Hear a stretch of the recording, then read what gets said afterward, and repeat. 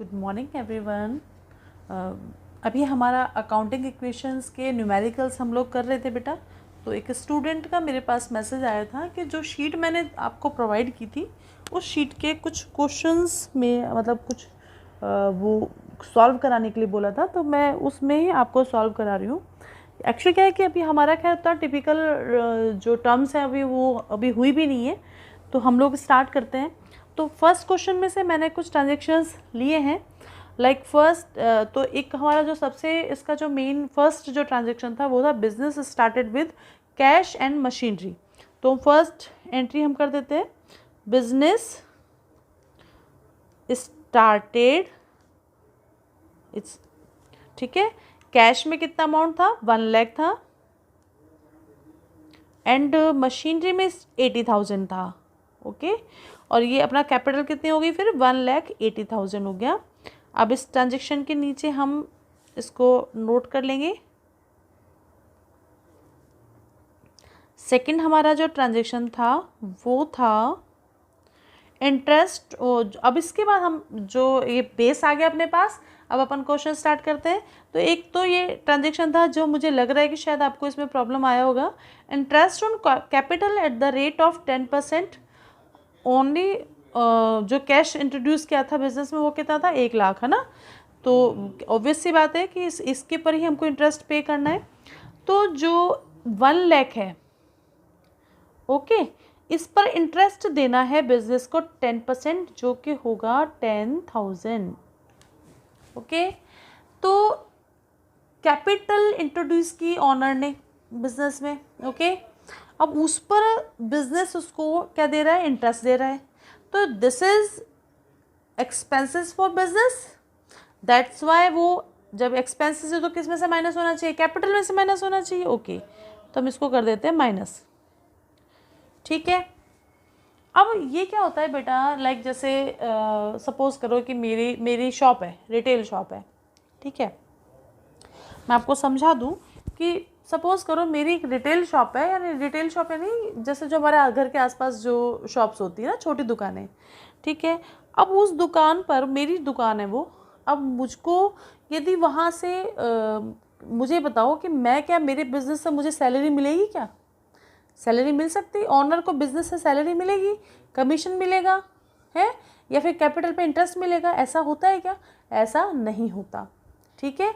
यानी कि बिजनेस में कुछ एक्सपेंसेस नॉन कैश आइटम होते हैं, लेकिन उनको रिकॉर्ड करना ज़रूरी होता है। रीज़न, क्योंकि ऑनर ने पैसा तो लगाया है, पैसा लगाया है प्रॉफिट कमाने के लिए। यदि मान लो वो ऑनर अपना पैसा कहीं और लगाता तो उस पर भी तो उसको इंटरेस्ट मिलता ना, कहीं और किसी को देता तो बिजनेस का ये खर्चा है ना। तो अब खर्चा है इसलिए उसने माइनस कर दिया, लेकिन क्योंकि ये कैश में पैसा नहीं गया, कैश में थोड़ा जाएगा, बिजनेस से 10,000 रुपये निकाल के दे देंगे ऑनर को तो कोई बेनिफिट नहीं है। वो पैसा निकालता है तो ड्राइंग के फॉर्म में निकालता है ना। हमेशा जो भी ऑनर होता है बिजनेस का, मतलब जो सोल प्रोप्राइटर होता है, अकेला खुद ओनर होता है, तो वो पैसा जो निकालता है बिजनेस से तो ड्राइंग के फॉर्म में निकालता है, सैलरी के फॉर्म में नहीं निकालता, या अदर कोई किसी तरीके से उसको नहीं निकालता, वो केवल और केवल ड्राइंग करके ही निकालता है, ठीक है बेटा। तो हमने उसको बिजनेस उसके कैपिटल पर इंटरेस्ट दे दिया। ओके अब क्योंकि ये पैसा बिजनेस से गया नहीं है, तो ये माना जाता है कि ये जो 10,000 रुपीज़ है ना, यानी जो इंटरेस्ट का अमाउंट है, ये बिजनेस में वापस से इंट्रोड्यूस हो गया। यानी कि उसकी कैपिटल पहले थी 1 लाख, और अब 10,000 रुपये से और लगा दिया तो कितनी हो गई कैपिटल उसकी, 1,10,000। समझिए मेरी बात को। तो यहाँ पर एक बार तो ये एक्सपेंसेस हो गया, और एक बार ये पैसा जब कैश में पैसा लगा था वापस, तो हमने जब ये जो भी पैसा बिजनेस में लगाया था वो हमने क्या कैपिटल माना था, तो ये 10,000 रुपये और लगाएगा तो वो भी किस में कंसीडर हो जाएगा, कैपिटल में। समझ में आ गई मेरी बात। तो इस तरह के ट्रांजेक्शन्स एक बार माइनस होते हैं और एक बार ऐड होते हैं, अंडरस्टैंड। तो अपन यहाँ लिख देंगे इंटरेस्ट ऑन कैपिटल। ये कौन सा एक्सपेंसेस है, interest on capital, non cash transaction है। तो एक बार हमने इसको माइनस किया, और एक माइनस क्यों करा, क्योंकि this is expenses for business, and plus क्यों किया, क्योंकि this is non cash item. So हम इसको कैसे कंसिडर कर देंगे, कैसे करेंगे, एज अ एडिशनल कैपिटल, किसने 10,000 रुपये और इंट्रोड्यूस कर दिया। ठीक, बाकी अदर क्योंकि कैश में कुछ हुआ ही नहीं तो और किसी से कोई लेना देना ही नहीं है, तो इसका इम्पैक्ट क्या जाएगा, इसका भी यहाँ पर भी इम्पैक्ट नील हो जाएगा, है ना। तो वही अमाउंट आएगा जो इसका था।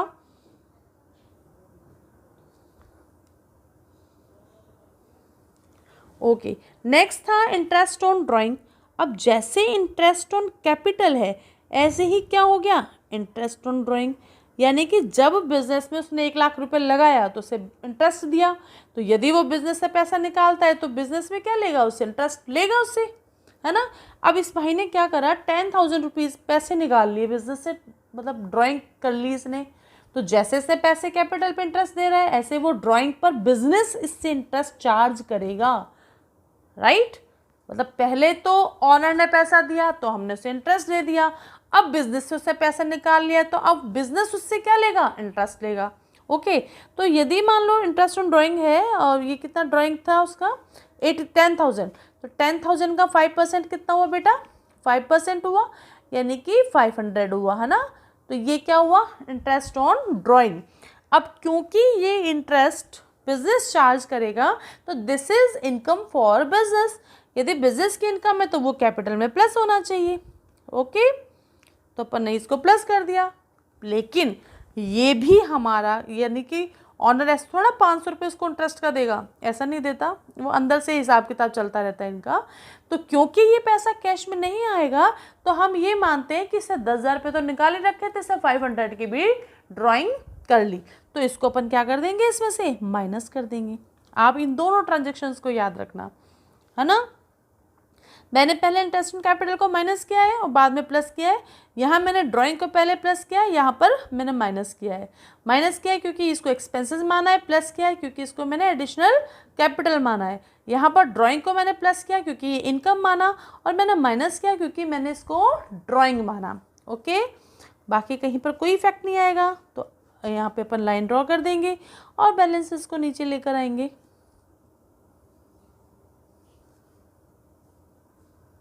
Then after depreciation on machinery 10%। Depreciation ये क्या है, यानी कि हम जब कोई भी हम मशीनरी है, प्लांट है, यानी कोई भी असेट्स को हम जब रिपीटली यूज़ करते हैं, है ना, तो यूज़ करते हैं तो उसकी working efficiency after some time decrease हो जाती है। लाइक जैसे मैंने अभी स्कूटर परचेज़ किया, अब 1 साल में इसको चलाऊंगी तो वो जैसा मैंने आज परचेज़ किया वैसा तो आफ्टर 1 ईयर होगा नहीं, यानी उसकी वर्किंग एफिशिएंसी क्या हो जाएगी, डिक्रीज हो जाएगी। तो 1 साल के अंदर जितनी उसकी वर्किंग एफिशिएंसी डिक्रीज हुई है, this is called depreciation, this is called depreciation. Okay, यानी उसकी मशीनरी की जो वैल्यू है वो 80,000 थी, उसका 10% यानी कि उसकी इतना 10% उसका डेप्रिशिएट हो गई वो मशीनरी, यानी कितनी डेप्रिशिएट हो गई, 80,000 का कितना निकालेंगे अपन, 10%, कितना आएगा ये 8,000, यानी 8,000 इसकी जो है वैल्यू रिड्यूस हो गई। ओके, यहाँ लिखोगे आप डेप्रिशिएशन ऑन मशीनरी। अब मशीनरी का जो डेप्रिशिएशन है इसकी वैल्यू को डिक्रीज कर देगा, यानी 8,000 तो यहाँ माइनस कर दो, और लॉस कहाँ से माइनस होता है, कैपिटल से, तो कैपिटल को माइनस कर दो।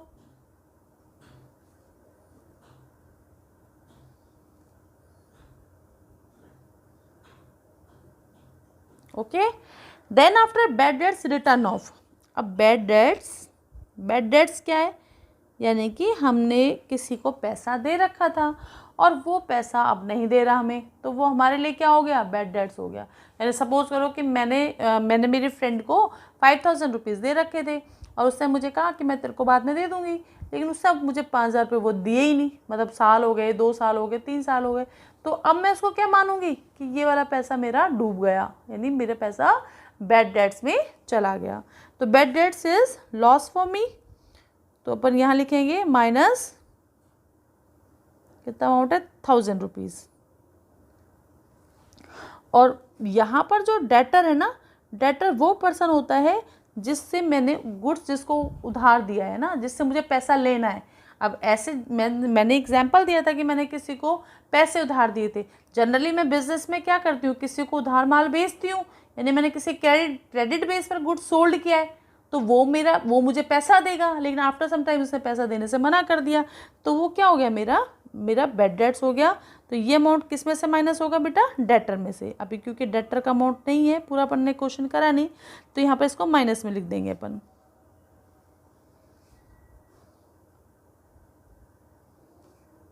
इसको 1000 को माइनस में लेकर चलेंगे अपन। Then after rent paid in cash 1000 and rent outstanding is 500। अब हमने कोई रेंट पे किया, ठीक है, तो 1500 का रेंट था जिसमें 1000 तो हमने दे दिया, 500 रुपये अभी स्टिल आउटस्टैंडिंग है, उसको देना बाकी है। तो इसको अपन कैसे लिखेंगे, रेंट, इसको सही कर लेना बेटा, उसमें 500 अमाउंट और लिख लेना, रेंट आउटस्टैंडिंग। तो अब इसमें जो कैश में से माइनस होगा 1000, है ना, यहाँ से कितना माइनस होगा 1500, और आउटस्टैंडिंग कितना है, आउटस्टैंडिंग तो यहाँ पर कितना जाएगा 500, ठीक है।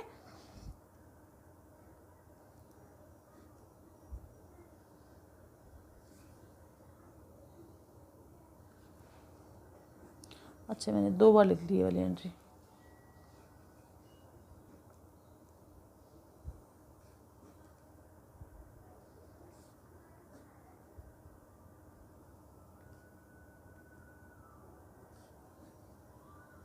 ठीक है, तो ये अपनी असेट्स आ गई और ये अपनी लायबिलिटीज़ आ गई। अब इनका टोटल अपन चेक कर लेते हैं। तो ये हो गया आपका 98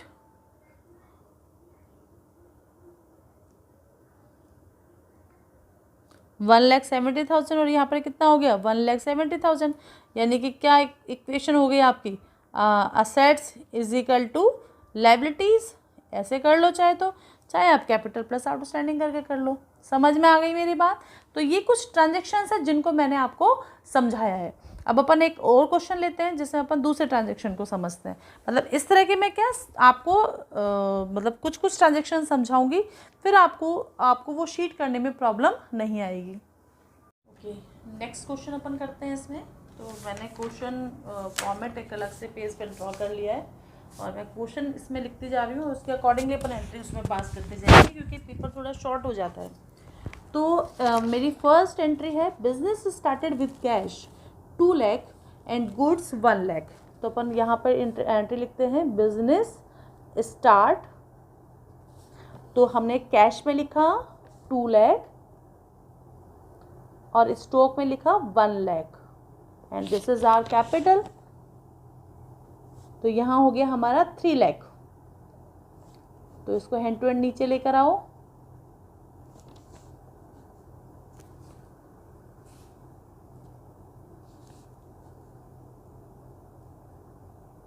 ठीक है, then goods sold to Ram 10,000 and discount allowed him 500। अब यहाँ पर अपन क्या करें, देखो समझना क्वेश्चन को।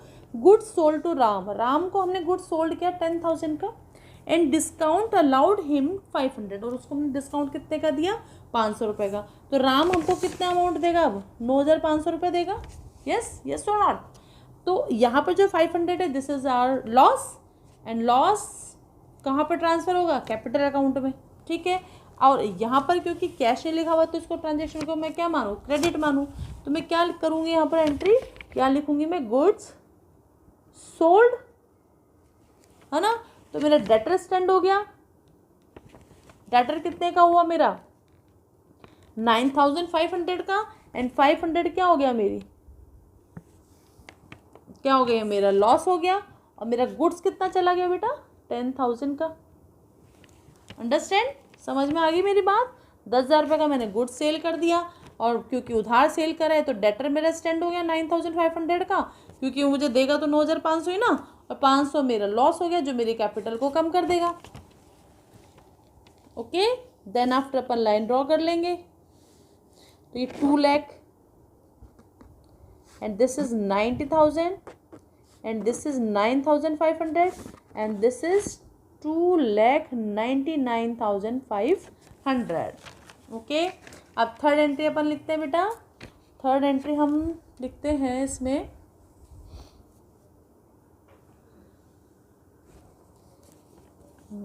Amount withdrawal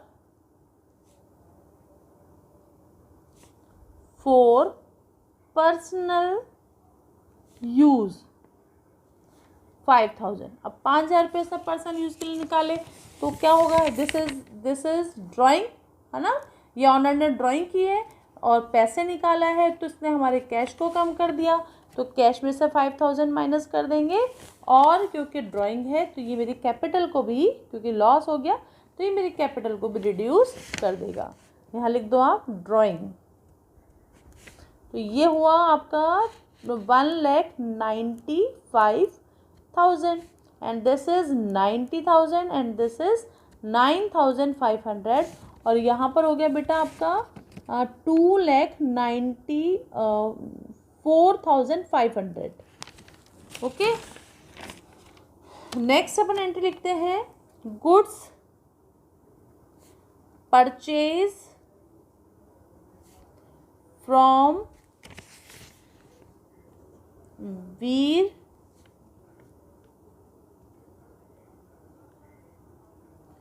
$40,000 on 10% discount.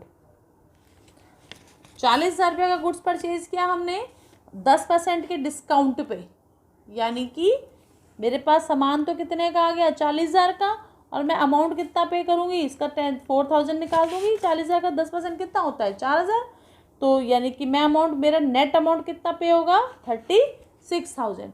तो 4,000 का मुझे क्या हो गया प्रॉफिट। समझ रहे हो ना मेरी बात को, 40,000 का गुड्स मेरे पास आया 10% के डिस्काउंट पे, और यानी कि मैं उसे अब कितना दूंगी 36,000, तो मुझे 4,000 रुपये का क्या हो गया प्रॉफिट हो गया। प्रॉफिट हो गया तो मेरा कैपिटल में प्लस होना चाहिए, और क्योंकि मैंने परचेज किया है तो यहाँ पे क्रेडिटर स्टैंड करो, तो क्रेडिटर मेरे कितने का हो जाएगा, मैं इसको कितना पे करूँगी 36,000, और मेरे पास स्टॉक में कितना अमाउंट आ गया 40,000, तो ये हो गया मेरा क्रेडिट परचेज। समझ में आ गई बात बेटा। तो ये तो 195,000 and this is 1,30,000 and this is 9,500 and this is 298,500 and 36,000। समझे मेरी बात को। 4,000 का प्रॉफिट हुआ था तो मैंने कैपिटल में प्लस कर दिया, मुझे 36,000 रुपये ही देने हैं तो मेरा क्रेडिटर 36,000 का मैंने खड़ा कर दिया। 40,000 का मेरे पास स्टॉक आ गया तो मैंने स्टॉक में प्लस कर दिया। Okay,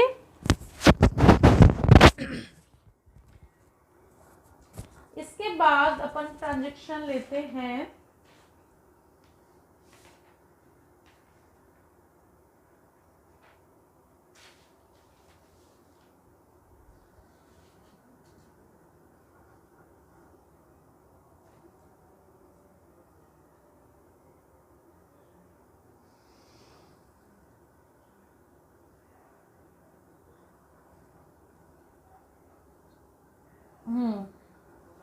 goods sold to Meenal 60,000 on 33 1/3% margin. इसका क्या मतलब है, 60,000 का मैंने गुड्स सेल किया, कितना मार्जिन में 33 1/3%। अब इसको सॉल्व करो, ये तो मैथमेटिक्स में आपने सॉल्व किया होगा, तो कितना आएगा, ये 100/3 आएगा। 100/3 परसेंटेज है तो इसको मैं क्या कर दूँ 100/300, यानी 0 से 0 काट दूँ मैं, तो यानी कि जब भी आपके पास ये 33.5% का रेशो आए तो उसको क्या मानोगे आप 1/3। कैसे आया मैंने आपको समझा दिया, दोबारा बोल रही हूँ मैं, पूरी अकाउंट्स में, पूरे कॉमर्स में, या आपके इन फ्यूचर कभी भी लाइफ में यदि ये वाला परसेंटेज कहीं पर आता है तो आप इस परसेंट को क्या मानोगे 1/3, नॉट परसेंट ओनली 1/3। ओके, तो इसने जो गुड्स सोल्ड किया मीनल को 60,000 रुपये का, उसमें 1/3 का मार्जिन ऐड करो तो इसका 1/3 निकालोगे तो कितना आएगा 20,000, यानी कितने का सेल करा उसने 80,000 में, राइट। अब अपन इसका आगे भी लिख लेते हैं, मतलब इसको अपन नोट करना है इस ट्रांजेक्शन को अपन को, तो कैसे नोट करना है, गुड्स सोल्ड टू मीनल, कितने का गुड्स गया मेरे पास 60,000 रुपये का, मेरे जो डेटर कितने का खड़ा हुआ 80,000 का, प्रॉफिट कितने का हुआ 20,000 का। इजी। चलो अभी बनाते हैं टेबल, अपन इसको पुट करते हैं इस फिगर को। तो अपन यहाँ लिखते हैं गुड्स सोल्ड। तो डेटर मेरा कितने का स्टैंड हो रहा है 80,000 का। मुझे प्रॉफिट कितने का हुआ 20,000 का। स्टॉक मेरा कितने का गया 60,000 का। ठीक है, तो अब इसको अपन ट्रांजेक्शन को लिख लेंगे। तो ये हो गया 89,500 और यहाँ पर हो गया 70,000 एंड यहाँ हो गया 195,000 एंड यहाँ पर 9 तो गया 3,18,500 एंड दिस इज 36,000। ठीक, देन आफ्टर अपन एक ट्रांजेक्शन इसमें लिखते हैं अमाउंट पेड टू वीर। अब अपन को वीर को कितना देना था बेटा, देखो 40,000 का ट्रांजेक्शन था, 36,000 देना था ना। सपोज तो आगे एंट्री में ये था कि अमाउंट पेड टू वीर 35,500। इसका क्या मतलब हुआ, अब ये देना था 36,000, दे रहे अपन उसको 35,500, तो इसका क्या मतलब हुआ। अगेन जो हमने 500 रुपये नहीं दिया ना, वो क्या हमें मिला, डिस्काउंट हमको रिसीव्ड हो गया, डिस्काउंट हमको मिल गया। मेरी बात को समझ गए कि हमको अमाउंट तो देना था वीर को 36,000 36,000, हम दे रहे हैं उसको 35,500 यानी 500 हम कम दे रहे हैं, कम दे रहे हैं तो वो हमारे लिए क्या हो गया, प्रॉफिट हो गया। अच्छा तो ठीक है, अब इसको कैसे पुट करना है अपन को, तो अपन यहाँ लिखते हैं अमाउंट पेड टू क्रेडिटर। यहाँ लिखा अपन ने 36,000 था ना, अब इसका अकाउंट पर नलीफाई करना है ना अपन को। 36,000 का यानी कि 35,500 का हमने पेमेंट कर दिया। अब फ्यूचर में तो कुछ नहीं करना, कुछ नहीं करना तो मुझे इसको नील करना है, नील करना है तो मुझे 36,000 में माइनस करना होगा, तो 500 स्टैंड करता रहेगा। अब मैं क्या करूँ, तो मैं ठीक है, तो यहाँ तो मैं कर देती हूँ 36 माइनस, और मुझे बेनिफिट कितने का हुआ 500 का। ठीक है, कैश में से मेरा कितना गया 35,500, आ गया ना इम्पैक्ट सेम। अब इसको आप कर लो, तो ये हो गया 3,19,000, ये नील हो गया, और आपका यहाँ पर अमाउंट आ गया ये अपन ने पेड किया है तो ये भी माइनस हुआ 500, और ये हो गया 14 में से 5 का 9, ओके, ये 70,000 एंड ये 89,500। ठीक, तो ये ट्रांजेक्शन हो गया आपका। अब इसका टोटल आप लगा लो।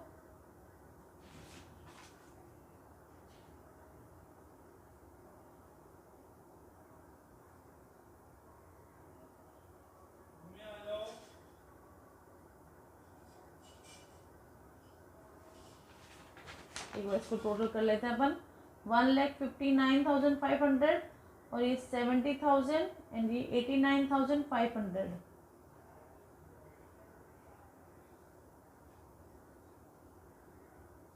3,14,000।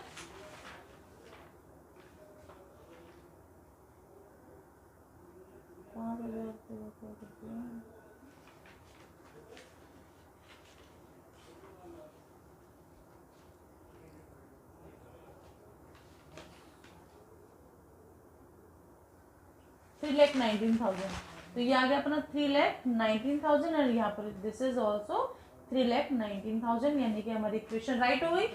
ओके, अभी इसका एक तरह का क्वेश्चन और है, वो मैं समझा देती हूँ, फिर ये अपना टॉपिक कंप्लीट हो जाएगा। इसके आपको न्यूमेरिकल और करने हैं।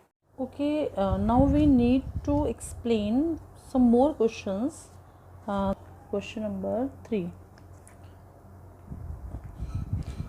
a business started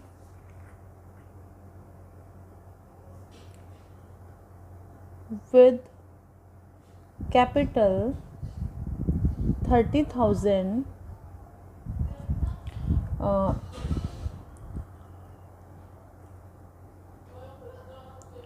on date 1st April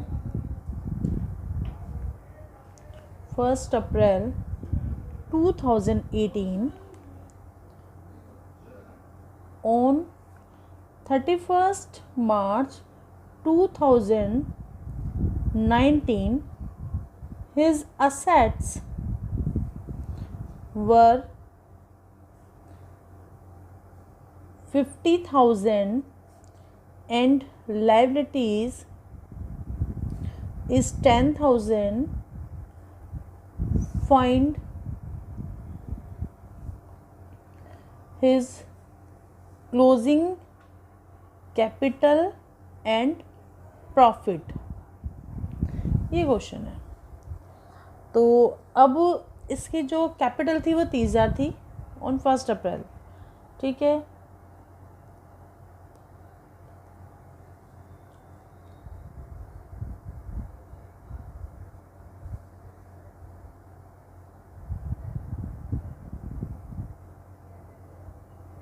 तो अब इसमें देखो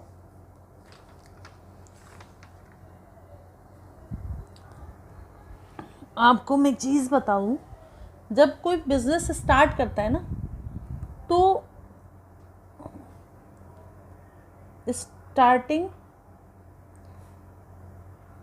बिजनेस में जो वो कैश लगाता है, यानी कैश जो इंट्रोड्यूस करता है, कैश हो या अदर चीज़ हो, वो क्या होती है उसकी ओपनिंग कैपिटल, राइट। फिर इसके अंदर प्रॉफिट जो ड्यूरिंग द ईयर होता है उसको ऐड कर देते हैं, ठीक है। ड्राइंग ड्यूरिंग द ईयर उसको माइनस कर देते हैं।